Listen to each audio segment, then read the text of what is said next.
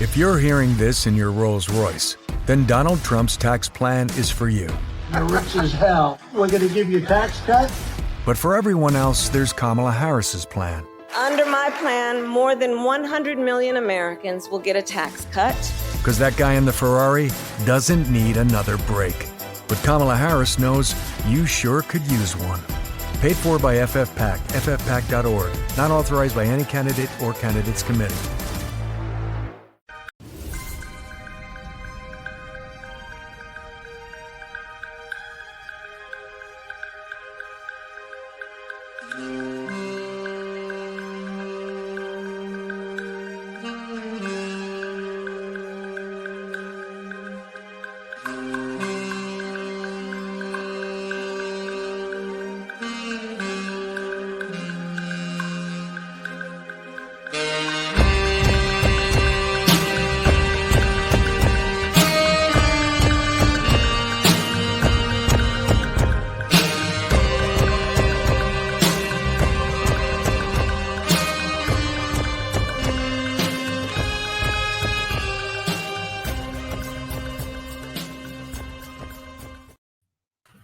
Hello, everybody. Welcome to Pod Maverick. My name is Kirk Henderson. I am joined, as always, by Josh Bowe. We are coming to you after the Dallas Mavericks played their final preseason game, where they beat the tar out of the Milwaukee Bucks 109-84. Josh, how you doing?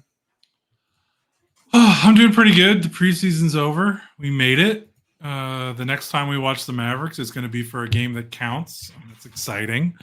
This one, preseason isn't always fun. It's usually not fun in terms of we just kind of have to get through it. This one was in particular a little rough just because, we didn't see Luka at all. And it's usually preseason is for the end of the bench guys, and the Mavericks kind of, you've said it ad nauseum all summer. Like when you have a finals contender, the end of the bench guys don't matter to a certain degree, not in terms of just heavy analysis. So there just, wasn't too much to watch besides seeing Clay fit in and maybe Grimes and Najee Marshall. But I think the main thing is just they won big and it was a nice, comfortable win. And what is it? Preseason record doesn't really matter, but you don't want to go winless in the preseason. I think that's the trend is we would have rationalized it, but right. It was, and Huck here would also like to rationalize the Mavericks going 1-3.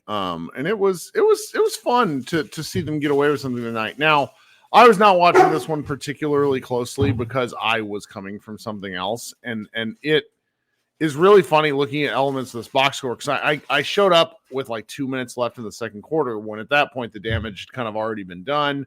Went back and watched the first few minutes of Kyrie Irving lighting everything on fire. I guess I didn't Quentin Grimes posts the stat line for the ages.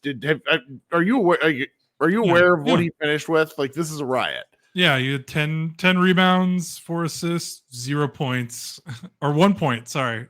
0 made shots, 0 for 7 from the field.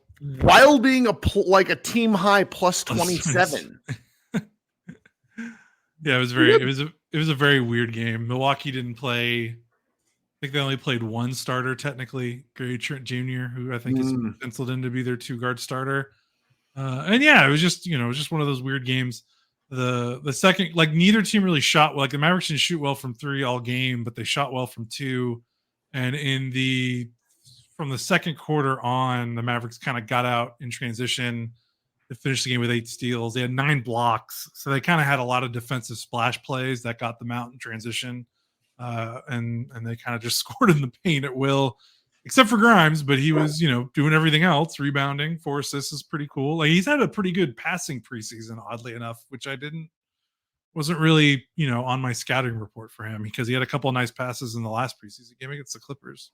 Who this poor feller, this rookie with the Bucks, AJ Johnson, wearing 77, going 0 for 11. That sucks.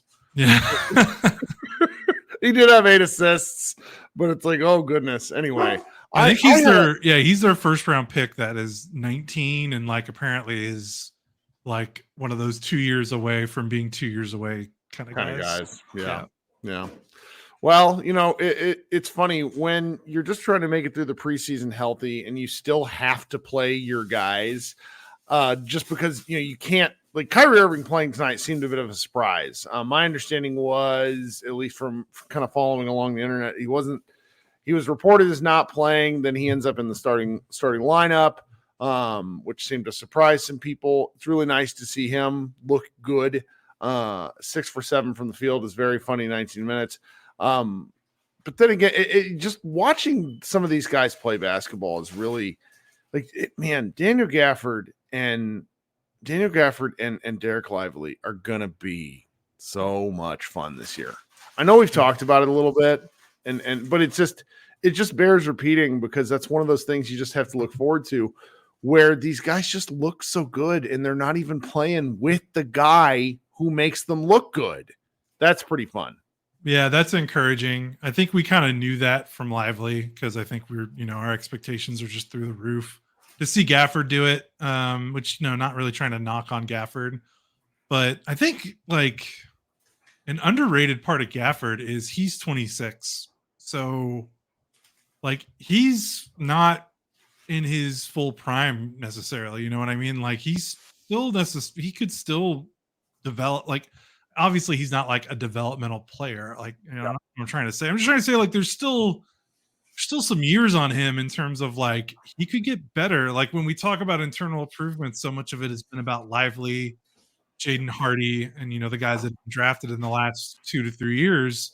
And Gafford, and PJ Washington also to an extent are both still relatively young players on the, that are right around 25, 26 years old. So, and Gafford has kind of not really had a situation to stick. He was in Chicago and then Washington. This is the first time he's been in a really positive winning environment in his career. And I think that's going to pay dividends. And another thing is Gafford and PJ Washington were both, mid-season trade acquisitions. So this is their first training camp with Dallas, first off season. I think that stuff matters. I don't know how much it matters, but I think it matters. So, I don't know. I think it's just kind of an under the radar kind of thing. You're right. They're monsters at the rim defensively. And that's just, if I could set a goal for Derek Lively this year, just a complete nonsense thing I'd like to see, but ultimately doesn't matter. I want to see Derek Lively with a Bill Russell style block where he just grabs the ball out of the air and comes down with it. He had a couple of chances tonight, and I think he, as big men, and if anybody who's ever gotten one of these will tell you, getting a volleyball style spike feels unbelievable.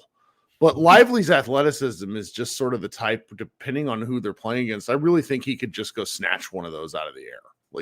For sure.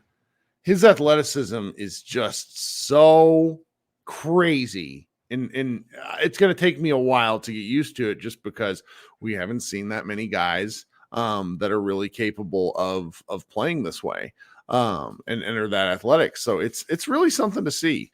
What do you think about, first of all, I never really discussed this sort of stuff because I don't like dumping on the Mavericks. But Instagram admin guy, whoever posted the photo of Clay with 2 made shots in a row as the caption.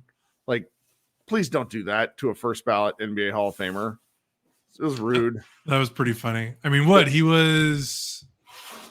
he started this game 0 for 4. So I think, what was he 0 for his last 19 or something? Because I think he went he missed all of his shots last game, didn't shoot particularly well in his first preseason game. So I know what you mean. And it was pretty funny to see that graphic, but also there were definitely, it's preseason. Online fans in general are going to online fan, and I don't blame them. There were definitely some nervous tweets in the first half when he started 0 for 4. So I kind of get it, but he finished well. I think there's just I will just to make you, if you're a current Clay skeptic and you're a little worried, I will simply say that watching him shoot right now is not particularly comfortable. I saw some video. I think it was Chris Henderson who posted some videos of Clay shooting after practice. And yes, his shot looks so pretty, when it's in these formats, but like there's just an element of his shot right now, and I'm not a smart enough guy to put my finger on it. It just feels like there's just he's got to break whatever nervousness seal he's experiencing and have a pretty solid game. And granted, we had a Warriors guy. No, he's a Boston guy who lives in the Bay Area, who's watched the team a lot, who joined the show last time, who just he just came in to say, he's like, look, like you're going to get boom or bust Clay. It's just who he is at this point. And I can live with that. I really can, because to me, when I watch the rest of this team, Clay feels, I don't want to say like I don't want to be disrespectful here, but like they need his contributions over the course of the season. Like I think that's a fact, but I think game to game, Clay not hitting shots is not going to be the difference between the Mavericks winning or losing or going on. Does that make sense? Like hopefully, him, if he plays 27 minutes or whatnot and gets, I don't know, 10 or 12, 14 shots, the Mavericks will figure out what they should have figured out with Tim Hardaway at some point, where it's just like, all right, you got to, if your guy doesn't have it, stop forcing it to him. Yeah, for sure. I think the thing with Clay is even if he's not hitting shots, he brings enough to the table elsewhere that he can still impact winning. Yeah. And I think that's been my biggest takeaway from the preseason is even with Clay's lack of shot making, you're seeing the evidence of his floor gravity and his passing. And that's just something that was not part of Tim Hardaway Jr.'s game. Nope. Particularly the passing and kind of that feel. Tim didn't see an opportunity, and there's no knock on Tim because he kind of needed to That's do what this. his role was. His role was to get up shots whenever he could. And obviously Clay can do that too, but Clay just, he's just a better player. He's a better NBA player. And I think Clay's averaging, I think he's had at least two. Has he had at least two? I want to look it up. So just to be certain, where is his preseason stats? He's got 6 assists in 3 preseason games, which, he's about a 2 assist guy for his career. So nothing like out of the ordinary. Yeah. But when you consider he's not really playing a ton of minutes in the preseason, getting 2 assists, it's pretty decent. And yeah, I'm kind of looking forward to seeing his passing because we've talked about this before in Golden State. Like he loves coming off those pin downs and he's really good at those drop offs and bounce passes and pocket passes to the big who sets the screen for him on those pin downs when he's crawling around at the top of the key. And Golden State just didn't have, Bogut was probably their best finisher when Clay was in Golden State, I feel. I mean, Looney was okay.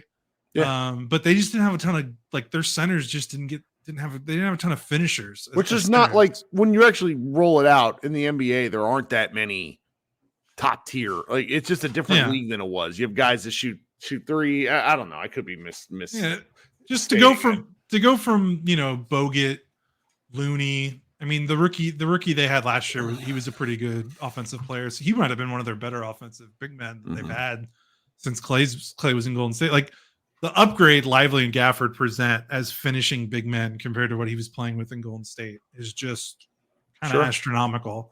And I think that could be exploited a lot. I mean, that's what I've been looking for in the preseason because there's nothing really to analyze about him missing shit. Like he makes or misses them. Like I don't have enough authority to diagnose his body. I mean, I'm interested in him taking catch and shoot shots, and anything off the dribble, I'm not particularly giving a crap about. I'm just not. I'm not paying enough attention to see what kind of shots he's had when. There was one really ugly turnaround fadeaway in the middle of the lane last game that made me uncomfortable, but that is what it is. The Clay thing, we just kind of can't help but talk about it because it's the only sort of, I don't want to say it's the only unknown, but it's it's probably the thing with the most variance when you look at the rest of the guys that they've had on the roster during the preseason and through the 4 preseason games. You've got a lot of Najee Marshall. You've got a lot of Quentin Grimes. You've gotten a little bit of Omax. You've gotten a lot of Jaden Hardy. And more or less, when I consider those guys and maybe add Spencer Dinwiddie into the mix too, those are the guys that are going to be playing more or less the 7 through 10 man spot in this rotation. So I'm not super worried about what they have to give because, as we've said for a number of weeks now, these guys will all get different times to prove themselves during the year because the season's just too damn long, you know? Yeah. And I think that's one of the frustrating things about this preseason is without Luka, you really didn't get an opportunity to see everyone kind of in the spot that they're going to be playing. Like there was not really a dress rehearsal game because Quentin Grimes is not going to take as many shots as he's taken, and Najee Marshall had some games where he might want, like, Grimes might want to take as many shots. He does like getting them up, but you know what I mean, just in terms of like their priority level on the roster. Like, you know, you're missing Luka's 33 minutes a game and controlling the ball. Like, even with Kyrie, like Kyrie will give up the ball every now. Like, they just didn't have their offensive hub, and so it just kind of made everything look a little different. So it's hard to give a full opinion on what this is going to look like. Sure. And we'll see opening night. But yeah, otherwise they got out of preseason without any additional injuries. And I think that's fantastic. All you can really it's fantastic. For. Like it cannot be understated. I mean, so I am a Christian McCaffrey fantasy owner, and like, I can't help but think that there's something, like, I'm like secretly very worried about Luka, but that doesn't jive with what we've seen in practice. They keep showing stuff from practice. Like, there's nothing being hidden about him. So I think it's just a matter of them wanting to let this go as long as they can. I really can't wait for next week. I think this is about as solid, understanding what we knew before preseason started, like right after media day. This is about as I'm very pleased with what's going on in these 4 preseason games. Does that make any sense? No, yeah, it's fine. Yeah, I totally understand. Yeah. I mean, Lively's looked awesome. Obviously, you have concerns about Clay's shot, but like I said, I like the floor gravity. Kyrie looked great tonight. He only missed 1 shot, 6 of 7. Like, he looks like he's ready to go.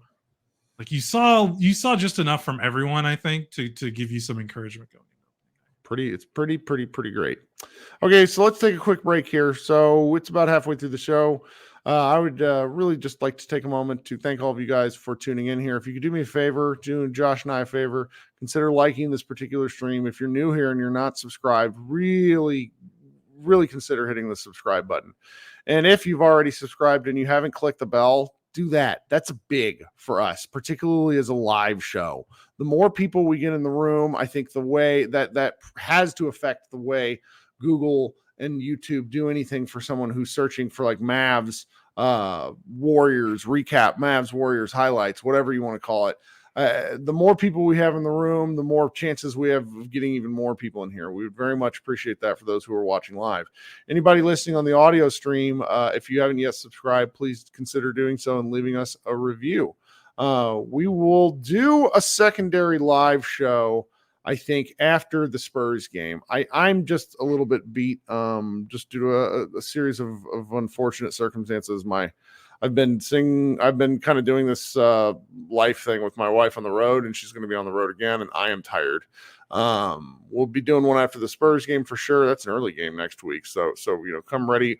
I'll probably do at least one more show between now and then. Friend of the show, Jason Gallagher, did the thing that I love it, and I mean this sincerely.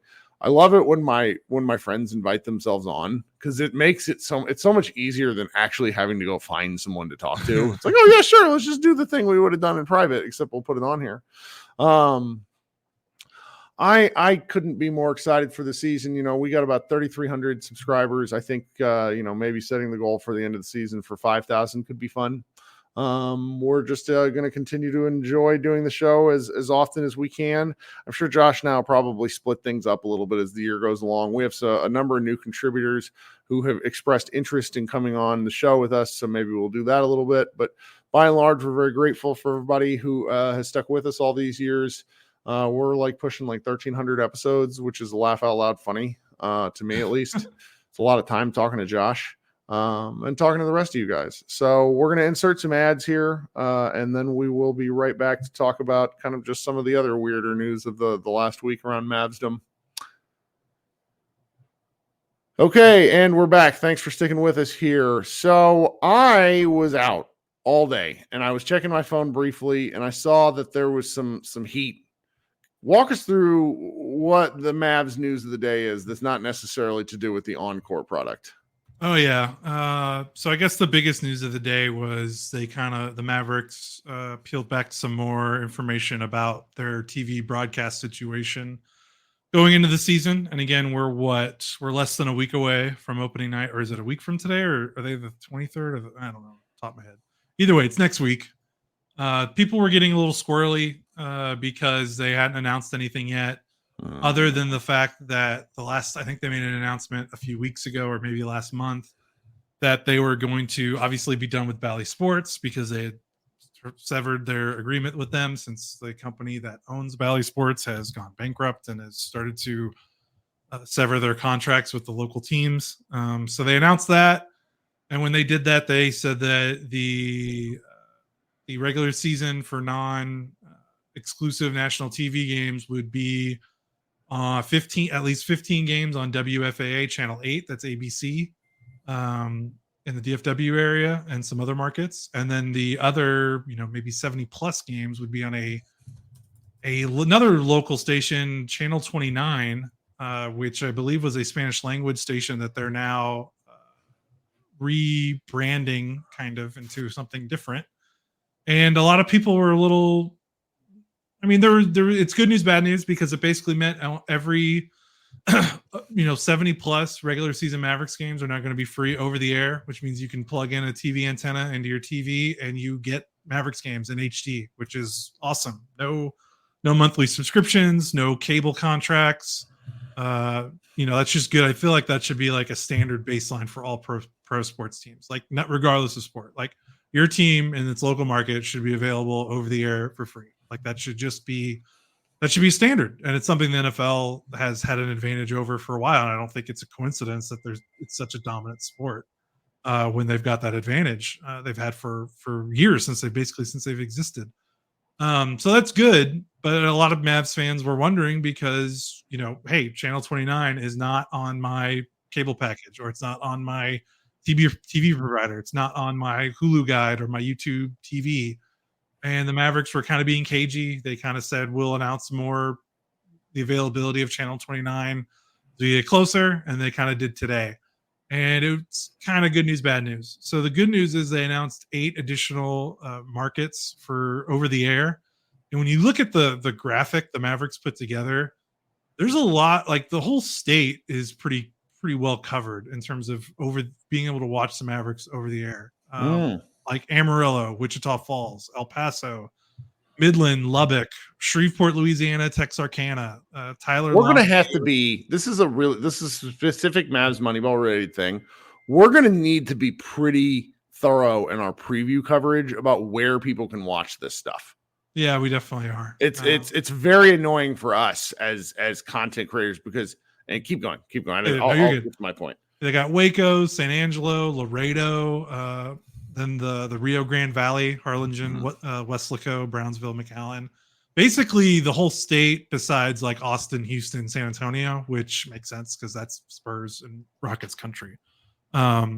So really, like that's pretty impressive that they've been able to roll that out for over the air. Basically, if you're a Mavs fan not living in a Spurs or Rockets market, you're going to be able to watch Mavs games for free over the air. And even like Laredo, like as someone that spent a year in McAllen, like the Rio Grande Valley and Laredo, like that's Spurs territory. So the fact that the Mavs are going to be on down there is actually kind of surprising to me that they were able to figure that out. And then they announced, okay, so Channel 29, which is where the majority of games are going to air, as regular season games.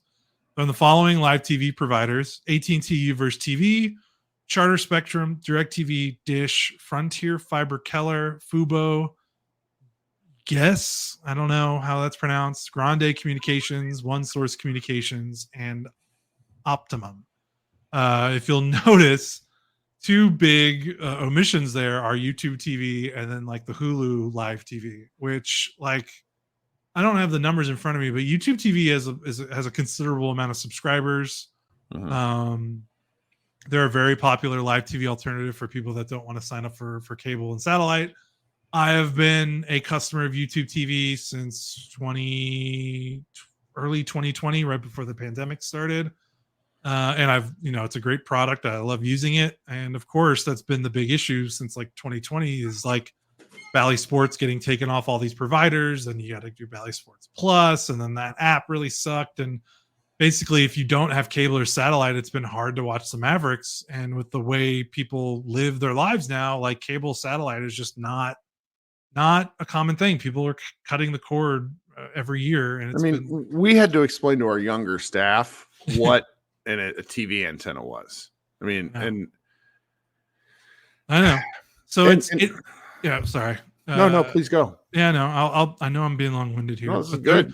So of those options, Fubo is the only streaming option as of right now. Fubo is basically like YouTube TV.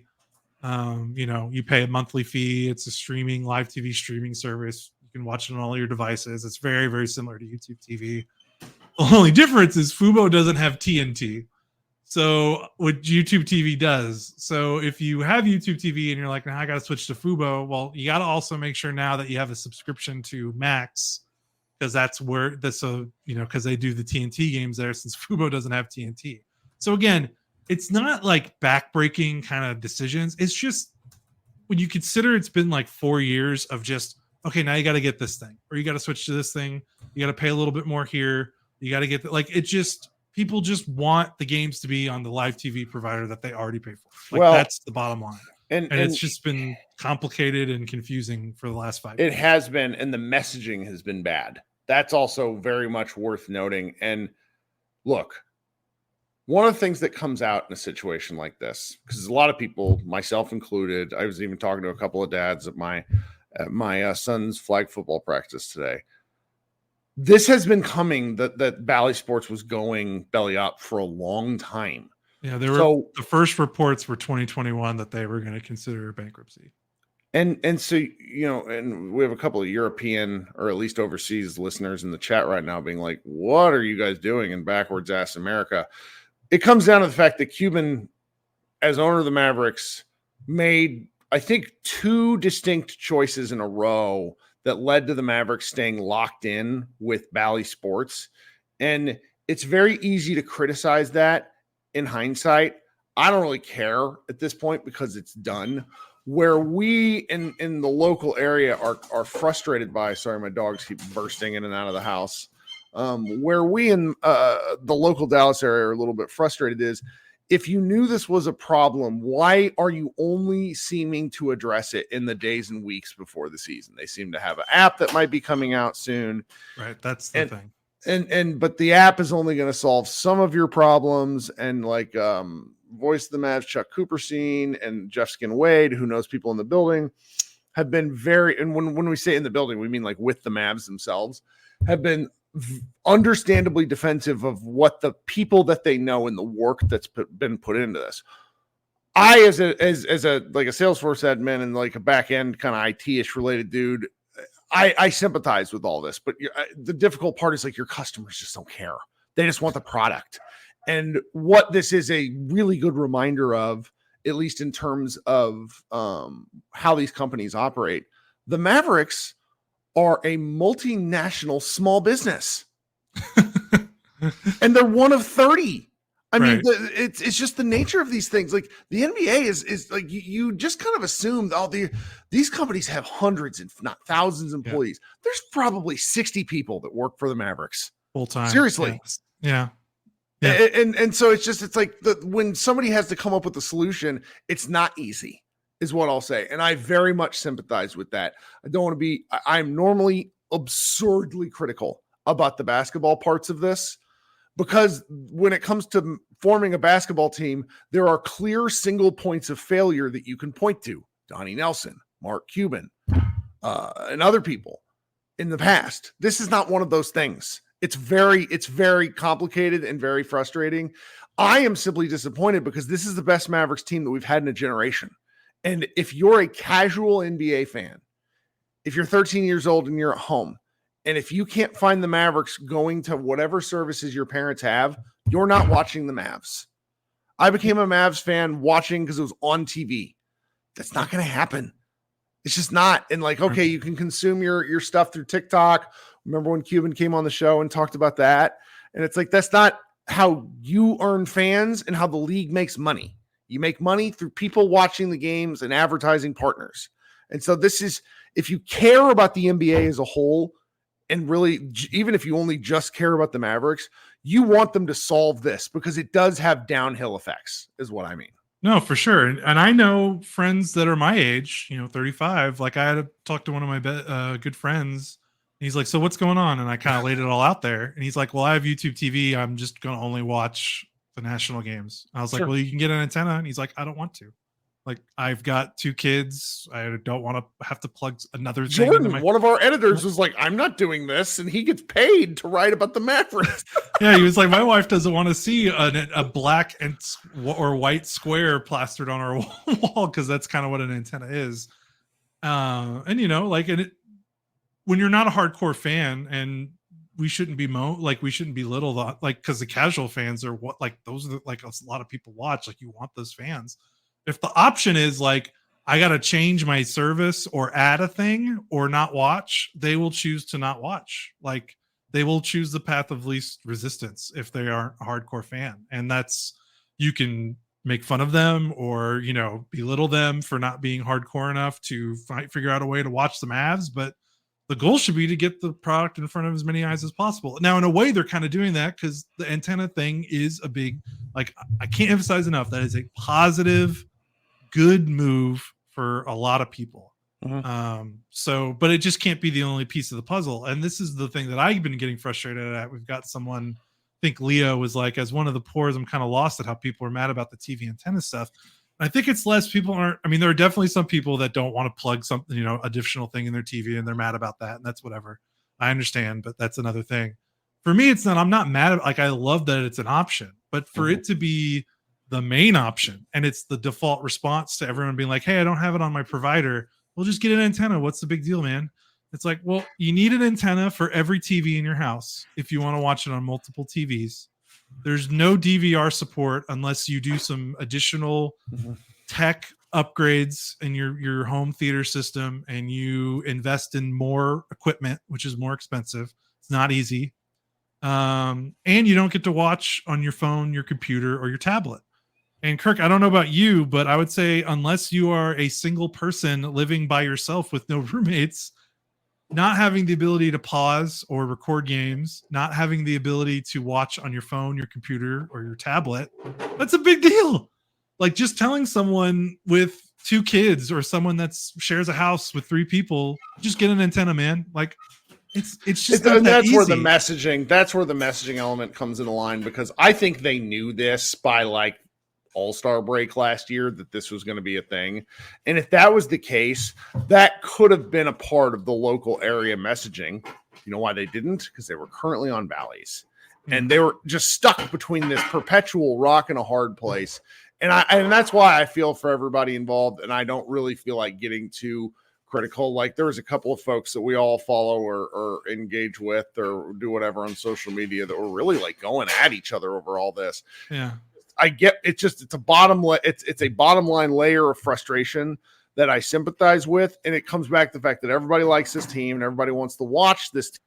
Not made it very easy, right? And then to put a button on all this, if their streaming solution comes out when people have been talking, like Brad Townsend of the Dallas Morning News, and I know Jeff Skinwade. And others, I think even Mark Fall, a lot of people, they're alluding that the streaming solution will be announced next week and is coming soon. That could be the solution for what I'm talking about. Like, if they roll out something like the Dallas Stars did, where you can subscribe to their app and you can watch on your phone, you can watch on your TV, you got a DVR, you got all that stuff. Fine, that'd be great. I don't have to cancel my YouTube TV and join a new service and piss off my wife, who has to figure out how to use a new UI, which I braced her for that this morning. And she basically was like, no, fuck you. I don't want to learn a new UI. And I was like, okay, well, hopefully they have this app soon. So that could be the solution. And if it is great, it's just people are frustrated. It's been a long 4 years. That's where the frustrations come. So it's what makes this additionally frustrating is some of us have seen behind the curtain. So we have these variety of people in the chat right now that are talking about the overseas version of League Pass, which is outstanding. We also, at my birthday party, Kevin O'Connor came, and his login was the blackout version of NBA League Pass. Basically, you get everything all the time. And we were freaking out because we weren't going to be able to watch the game 5 against, or was it, it was game 6 against Oklahoma City at my birthday party. And Kevin comes through and we're able to put in the login and we're able to watch this game. And as we're watching, we're like, oh, this is the product as seen through like the eyes of the admin. And it's such a powerful product for anyone that's not regionally like geo-locked into a United States address. Everywhere else gets this incredible product, whereas the United States customers, and it's not because of the NBA, it's the rights deals, it's stuff that goes way over our head, but like it's a promise. It's such a frustrating thing. So you're like, oh, this is what it could be. Right. And we just don't get access to that as American customers. And there's no real easy way around it. Yeah, one of my best friends moved to Denver 2 years ago, and he's like, it's easier for me to watch Mavs games here than it was when I was living in Dallas. And I'm like, because he just subscribed. You can just subscribe to the $14 a month, one team league pass, because that's all he needs. What a riot. That's it. Like, he gets what he wants. He gets on all devices, gets game replays. And I'm just like, I want that. Can I have that? Can I pay $14 a month to watch? That's right. I will. Like, that's the thing that's been frustrating, right? Like, we don't want, it's not like we're crying because the stuff isn't like we will give you money. I will pay you money. Just let me watch the team. Like, tell me where to give you the money and I'll watch the team. So I think, that's part of the frustration. But again, if the streaming app comes out before opening night and you got this over the air solution, that's a good combination and we'll be okay. It's just, people don't like, until it's announced, everyone's going to be a little skeptical, right? And again, this is now like 15 minutes on some relative inside baseball. Look, if you're watching this show or listening to this show at a later, no, it's important because I think that, if we're all, I can never say this word correctly, proselytizing. What is it?